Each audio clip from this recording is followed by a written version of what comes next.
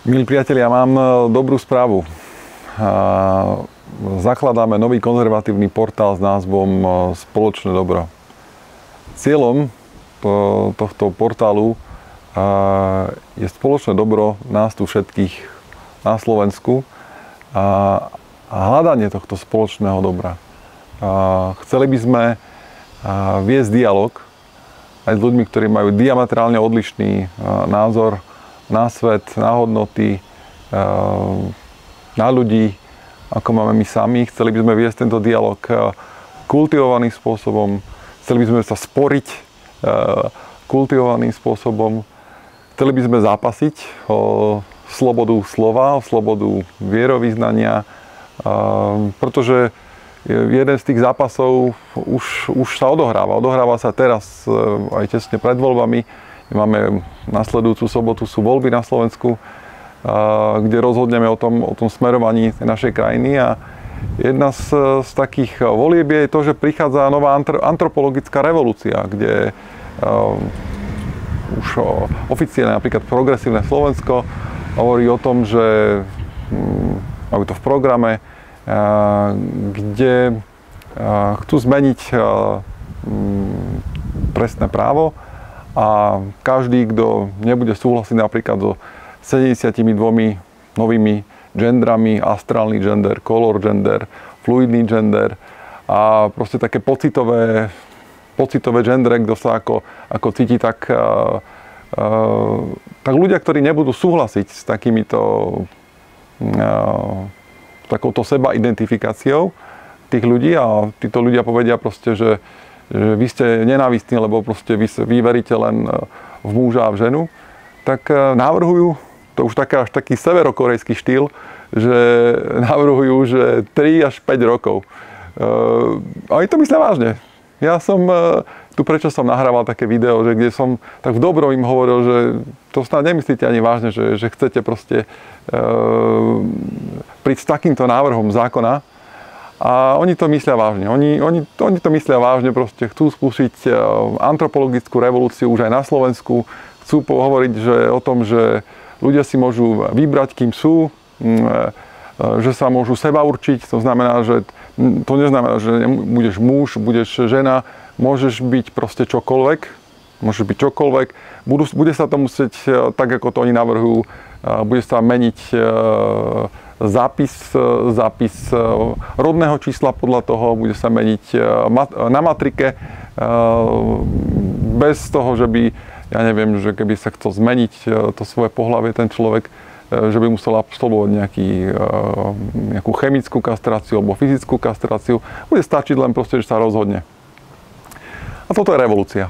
Toto je revolúcia a je to, z môjho pohľadu je to neomarxistická revolúcia a my sa chceme s touto neomarxistickou revolúciou prieť. Prieť v dobrom slova zmysle, že ja verím a tí priatelia, ktorí so mnou do toho idú, veríme, že je veľa ľudí, ktorí to vidia nie tak, ako to vidia priatelia z Progresívneho Slovenska a tí ľudia, ktorí ich podporujú.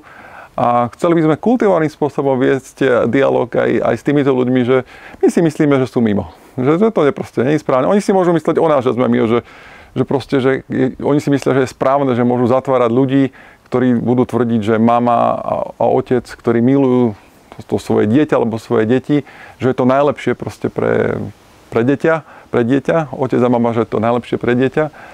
A oni môžu si povedať vlastne, že toto je niečo nenávistné. Budú to môcť tvrdiť, hej, lebo v podstate prichádzajú podľa mňa aj v Severnej Koreji s návrhom, vlastne máme jedinú pravdu, jak za Sovietskeho zväzu. Všetci mohli mať len jeden názor. Do Sovietským zväzom na dnešné časy a nikdy inak. Takže my chceme zápasiť. Chceme zápasiť o slobodu slova, chceme zápasiť o slobodu vierovyznania, chceme mať tú slobodu povedať, že ja s vami nesúhlasím a bez toho, že nás bude niekto zatvárať. A keď nás budú chcieť zatvárať, dobre, sme pripravení. Ja si myslím, že to boli plné väznice na Slovensku, keby takéto niečo prešlo nakoniec v legislatíve, že že za nenávistný hate speech nás budú zatvárať za to, že veríš v muža, v ženu, milujúceho otca, milujúceho mamu, ktorí milujú svoje deti a že nič lepšie pre deti není, tak nech sa páči. Takže čaká nás zápas za slobodu, zápas za dobro, zápas o hodnoty a ja som osobne veľmi rád, že existujú tu portály, jak je Postoj, jak je denník Štandard, ale s tými médiami na Slovensku to vyzerá tak, že oligarchovia ako predtým sadili na Roberta Fica, potom na Petra Pellegriniho a teraz vyzerá, že oligarchovia proste sadili na progresívne Slovensko a proste že všetky médiá hrajú len progresívne Slovensko, nič iné tu neplatí, všetci musia spievať rovnakú pesničku. Takže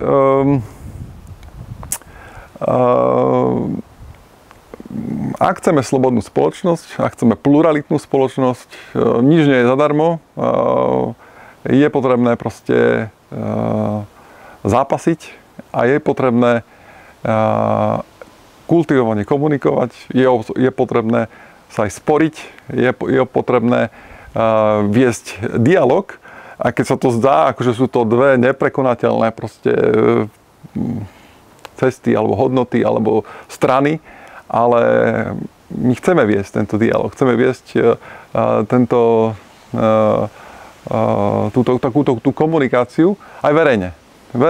Chceme viesť verejne vlastne túto komunikáciu a aj toto je zámerom. Aj toto je zámerom toho nášho nového konzervatívneho portálu, ktorý vzniká na takej dobrovoľníckej báze.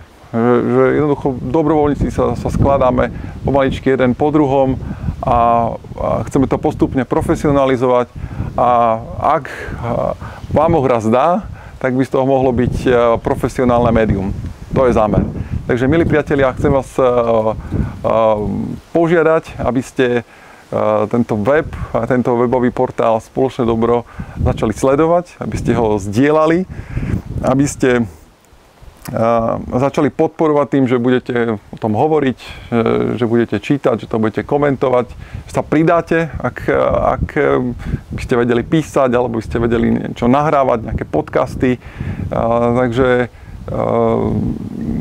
ohláste sa, pripojte sa, pridajte sa, podporujte nás a poďte do toho spolu s nami. Ďakujem vám.